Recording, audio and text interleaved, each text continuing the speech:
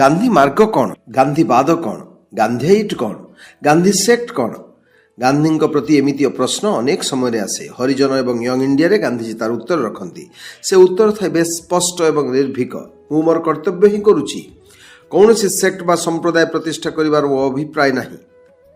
ମୁଁ କୌଣସି ନୂଆ ସତ୍ୟର ବି ପ୍ରତିନିଧିତ୍ୱ କରୁନାହିଁ। କୌଣସି ନୂଆ ସିଦ୍ଧାନ୍ତକୁ ପ୍ରଚାର କରୁନାହିଁ। ମୁଁ ଯେଉଁ ସତ୍ୟ ଏବଂ ଅହିଂସାର କଥା କହୁଛି ସେସବୁ ପାହାଡ଼ ପରି ପୁରୁଣା। ଗାନ୍ଧୀବାଦ ବୋଲି ସେମିତି କିଛି ବାଦ ନାହିଁ। ମୁଁ ମୋର ମୃତ୍ୟୁ ପରେ ସେମିତି କିଛି ବାଦ ଛାଡ଼ି ଦେଇଯିବାକୁ ଚାହେଁ ନାହିଁ। କୌଣସି ନୂଆ ଧର୍ମ ପନ୍ଥାର ମୁଁ ପ୍ରବର୍ତ୍ତକ ନୁହେଁ। ପ୍ରତିଷ୍ଠିତ ସିଦ୍ଧାନ୍ତକୁ କେବଳ ନୂଆ ଢଙ୍ଗରେ ପ୍ରୟୋଗ କରୁଛି। ମୁଁ ଯେଉଁ ସତ୍ୟ, ଅହିଂସା, ବ୍ରହ୍ମଚର୍ଯ୍ୟ, ଚୋରି, ଶୂନ୍ୟତା ଏବଂ ଅସଂଗ୍ରହ କଥା କହୁଛି ସେସବୁ ଧର୍ମ ବହିରେ ଅଛି। ଏହା ସବୁ ଶୃଙ୍ଖଳିତ ଜୀବନ ପାଇଁ ଦରକାର। ମୁଁ ଯେଉଁ ଦୈହିକ ଶ୍ରମ, ମଦ ନିବାରଣ, ଅସ୍ପୃଶ୍ୟତା ଦୂରୀକରଣ, ସ୍ୱଦେଶୀ କଥା କହୁଛି ଏହା ଏକ ଶୃଙ୍ଖଳିତ ସମାଜ ପାଇଁ ଦରକାର। ନୂଆ ଏକ ସକାରାତ୍ମକ ସମାଜ ପାଇଁ ଏସବୁ ଜରୁରୀ। ଏବଂ ଗୋଟିଏ ପାପମୁକ୍ତ ଜୀବନ ପାଇଁ ଯେଉଁ 7ଟି ପାପ କଥା ରହିଛି କେବଳ ଏକ ନୈତିକ ଚରିତ୍ର ଗଠନ ପାଇଁ ଏହା ଆବଶ୍ୟକ। ନୀତିହୀନ ରାଜନୀତି, ନୈତିକତା ବିହୀନ ବାଣିଜ୍ୟ, ଚରିତ୍ର ବିହୀନ ଶିକ୍ଷା, ଶ୍ରମ ବିହୀନ ସମ୍ପଦ, ବିବେକ ବିହୀନ ବିଳାସ, ମାନବିକତା ବିହୀନ ବିଜ୍ଞାନ ଓ ତ୍ୟାଗ ବିହୀନ ଉପାସନା ଏସବୁ ମୋର ଦର୍ଶନ ନୁହେଁ, କେବଳ ବଞ୍ଚିବାର ମାର୍ଗ। ମୁଁ ତ୍ୟାଗ କଥା କହୁଛି ଏଇଥିପାଇଁ ଯେ ତ୍ୟାଗ ହିଁ ସତ୍ୟନିଷ୍ଠ ବ୍ୟକ୍ତିର ଏକ ଗୁରୁତ୍ୱପୂର୍ଣ୍ଣ ଗୁଣ। ସୁତରାଂ ନିଜକୁ ଗାନ୍ଧୀବାଦୀ କହୁଥିବା ବ୍ୟକ୍ତିମାନେ ନିଜକୁ ଅହିଂସାବାଦୀ କହିଲେ ଭଲ ହେବ। ଅହିଂସାରେ କିଛି ଅପମିଶ୍ରଣ ନାହିଁ। ଅନ୍ୟ କଥାରେ କହିଲେ ଗାନ୍ଧୀ ତାଙ୍କ ନାଁରେ ଏକ ନିର୍ଦ୍ଦିଷ୍ଟ ବାଦ ସୃଷ୍ଟି କରିବା ସପକ୍ଷରେ ନଥିଲେ କିମ୍ବା କୌଣସି ସମ୍ପ୍ରଦାୟ ଗଠନର ଉଦ୍ୟୋକ୍ତା ନଥିଲେ। ଏବଂ ଗାନ୍ଧୀଙ୍କ ସ୍ପଷ୍ଟୋକ୍ତି ଥିଲା ଯଦି ଗାନ୍ଧୀବାଦ ନାଁରେ ସେମିତି କିଛି ସମ୍ପ୍ରଦାୟ ଗଠିତ ହୋଇଯାଇଛି ଏହାକୁ ଭାଙ୍ଗିଦେବା ଦରକାର। ଗାନ୍ଧୀ କେବେ ଚାହିଁନଥିଲେ କିଛି ଲୋକ ତାଙ୍କ ଶିକ୍ଷାକୁ ଏକ ସମ୍ପ୍ରଦାୟର ରଙ୍ଗ ଦିଅନ୍ତୁ। ଗାନ୍ଧୀଆଇଟ୍ ବୋଲି କିଛି ଲୋକ ଦାବିଦାର ନ ହୁଅନ୍ତୁ। ଗାନ୍ଧୀ ଶିଷ୍ୟ, ଗାନ୍ଧୀ ଭକ୍ତ ବୋଲି ସେମିତି କିଛି ଗୋଷ୍ଠୀ ସୃଷ୍ଟି ନ ହେଉ। ଗାନ୍ଧୀ କହନ୍ତି ମୋର ପଥ ହିଁ ଲକ୍ଷ୍ୟ। ମିନ୍ସ ଆଣ୍ଡ ଏଣ୍ଡସ୍ ପଥକୁ ନେଇ ମୋର କିଛି ବିବାଦ ନାହିଁ। ପଥ ସ୍ୱଚ୍ଛ ଏବଂ ପବିତ୍ର ହେଲେ ଲକ୍ଷ୍ୟ ହିଁ ପବିତ୍ର ଏବଂ ସ୍ୱଚ୍ଛ ହୁଏ।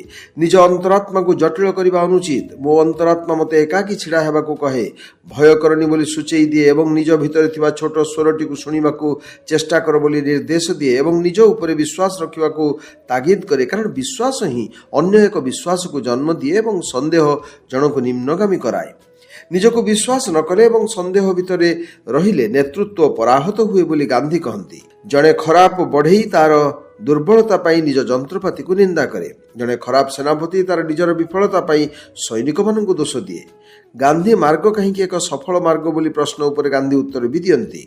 ଗାନ୍ଧୀ ମାର୍ଗରେ ପରାଜୟ ନଥାଏ। ବାଟ ମଝିରେ ଥକି ପଡ଼ିବାର ସମ୍ଭାବନା ନଥାଏ। କାରଣ ଗାନ୍ଧୀ ମାର୍ଗୀମାନେ ପରାଜୟକୁ ଭୟ କରନ୍ତି ନାହିଁ ଏବଂ ନିଜର ଅର୍ଜିତ ଜ୍ଞାନକୁ ସର୍ବୋତ୍କୃଷ୍ଟ ବରଦାନ କହି ସତ୍ୟକୁ ଅବଜ୍ଞା କରନ୍ତି ନାହିଁ। ଗାନ୍ଧୀ ମାର୍ଗୀଟିଏ ଜାଣେ ପ୍ରଜ୍ଞା ଅପେକ୍ଷା ସତ୍ୟ ହିଁ ବଡ଼। ଗାନ୍ଧୀ ମାର୍ଗରେ ଅହିଂସାର ପ୍ରୟୋଗ ନେଇ ଗାନ୍ଧୀଜୀ ଗୁରୁତ୍ୱ ଦିଅନ୍ତି। କହନ୍ତି ଅହିଂସାର ଧର୍ମ କେବଳ ଋଷି ଏବଂ ସନ୍ଥଙ୍କ ପାଇଁ ପ୍ରଯୁଜ୍ୟ ନୁହେଁ, ଏହା ସାଧାରଣ ଲୋକଙ୍କ ପାଇଁ ବି ପ୍ରଯୁଜ୍ୟ। କିନ୍ତୁ ଆସୁରୀୟ ଶକ୍ତି କେବଳ ହିଂସା ଉପରେ ଭରସା ରଖେ, ନିଜର ଦୈହିକ ବଳକୁ ନିଜର ଏକମାତ୍ର ସମ୍ପତ୍ତି ଭାବେ ଦେଖେ। ଅହିଂସା ଏକ ସାର୍ବଜନୀନ ସରଳ ମାର୍ଗ। ସେଇଥିପାଇଁ ଏହାକୁ ବୁଦ୍ଧ, ଜୋରଷ୍ଟର, ମହାବୀର, ଯୀଶୁ, ମହମ୍ମଦ, ନାନକ ଏବଂ ଏପରି ଅନେକ ମନୀଷୀ ଏହାର ପ୍ରୟୋଗ କରି ଆସିଛନ୍ତି। ଏମାନେ ସବୁ ଜନପ୍ରିୟ ଧାର୍ମିକ ପୁରୁଷ ଥିଲେ। ମୋ ପାଇଁ ତ ଅହିଂସା ଏକ କଳା ନୁହେଁ, ଏହା ଏକ ବିଜ୍ଞାନ। ବିଜ୍ଞାନକୁ ହିଁ ସଠିକ୍ ଭାବେ ପ୍ରୟୋଗ କରିହେବ। ଅହିଂସା ମୋର ଈଶ୍ୱର, ସତ୍ୟ ମୋର ଈଶ୍ୱର।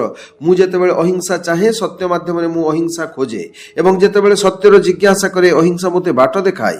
ଅହିଂସା ଏବଂ ସତ୍ୟ ମୋର ଦୁଇଟା କଲିଜା। ଏହାକୁ ଛାଡ଼ି ବଞ୍ଚିବା କଷ୍ଟ।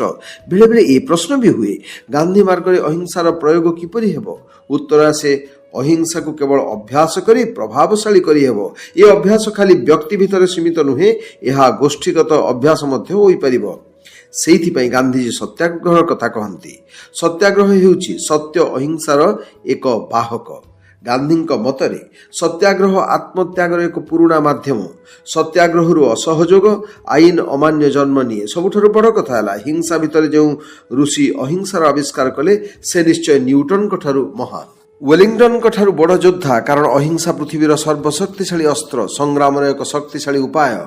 ଏହା ଦୁଷ୍ଟାତ୍ମା ପାଖରେ କେବେ ଆତ୍ମସମର୍ପଣ କରେ ନାହିଁ, ଏହା ଶକ୍ତିମାନର ଅସ୍ତ୍ର। ଅନେକ ପ୍ରଶ୍ନ କରନ୍ତି ଗାନ୍ଧୀ ମାର୍ଗ କେବଳ ଏକ ସଂଗ୍ରାମର ମାର୍ଗ ନା ସମାଧାନର ମାର୍ଗ? ଏଠି ଦ୍ୱନ୍ଦ୍ୱ ମୀମାଂସାର ବାଟ କ'ଣ? ଉତ୍ତର ଏହାର ସ୍ପଷ୍ଟ। उत्तर है गांधी मार्ग केवल एक तत्व बा थियोरी उपर आधारित नुहे, गांधी मार्ग वास्तवता उपर पर्यवेसित। कारण गांधी एक वास्तव आदर्शवादी। गांधी कहिथिबा समस्त तत्व को से निज जीवन समस्या एवं समाधान रे प्रथमे प्रयोग करिसेंती। गांधींकर द्वंद्व मीमांसा बा कन्फ्लिक्ट रिजोल्यूशन दुई प्रक्रिया रे विभक्त। प्रथमटी होची द्वंद्व संग्राम बा कन्फ्लिक्ट स्ट्रगल, जार मूल आधार होची सत्याग्रह, एवं द्वितीयटी होची बुझामणा बा कम्प्रोमाइज, जहा विपक्षर हृदय परिवर्तन को आधार करिथाय। किंतु गांधी मार्गर कौनसी अंश यह सत्याग्रह हेउ बा बुझामणा हेउ नैतिकता को बाद देई होई पारिबनी बोली गांधींक मत। प्रोफेसर जेबी कृपालिनी गांधी सत्याग्रह को एक एकक संग्रामी उपाय बोली मने करंती नहीं। सत्याग्रहर मेथड विभिन्न भाव में विभक्त। संग्राम पूर्व प्रथमे विपक्ष सह आलोचना, मध्यस्थी एवं परे आंदोलन, विक्षोभ, समाधान पाई चरमपत्र बा अल्टिमेटम, धर्मघट, पिकेटिंग, बॉयकट, धारणा, अनशन, असहयोग, आईन अमान्य आंदोलन आवश्यकता थाए। गांधी किंतु सत्याग्रह एपरी प्रक्रिया को दीर्घ दिन जारी रखा सपक्ष नुहति। आंदोलन कर शक्ति अच्छी माने नुहे जे प्रत्यक्ष आंदोलन दीर्घ दिन चालू रहिबो। सत्याग्रह केवल निजक कष्ट देवा थाए। कष्ट सहिबा किंतु सीमाहीन नुहे, सहिबार सीमा भी थाए। कष्टर सीमा अतिक्रम करिगले प्रत्यक्ष आंदोलन भी बंद कर देवा उचित। सत्याग्रह किंतु एक प्रक्रिया जहाँ समाधान शेष पर्यंत चली थाए। विरोधी बुझामणा मध्य समाधान एक बाट। जदि बुझामणा एवं आलोचना पे सुजोग आसे, द्वंद्व संग्राम रे भाग नेउथिबा उभय याकू ग्रहण करिनेबा दरकार। कारण हेउची कोनसे संग्राम रे भाग नेउथिबा उभय पक्ष निज जुक्ति को सठिक जुक्ति बोली मानि थांती। ठीक जेमती 7 जन अंध हाथीर वर्णना दियंती। 7 जन अंध हाथीर वर्णना पृथक पृथक देले भी सेमाने प्रत्येक निज वर्णना को ठीक बोली भाबी थांती। जदिओ हाथीर सठिक वर्णना हाथी को देखि पारुथिबा व्यक्ति ही जानि थाए। सुतरां कौनसी द्वंद्वर दुई पक्षों मत कौनसी एक परस्पर ग्रहणीय बिंदु रे मिसिबा दरकार। कौनसी द्वंद्वर समाधान पाई विकल्प थिबा उचित। असहयोग आंदोलन बेसी दिन चलिले अराजकता आसिबार संभावना थाए।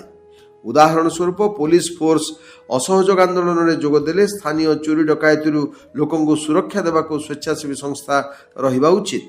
असहयोग आंदोलन बेले लाहौर रे एपरी एक विकल्प सुरक्षा बाहिनी तैयारी होइथिला।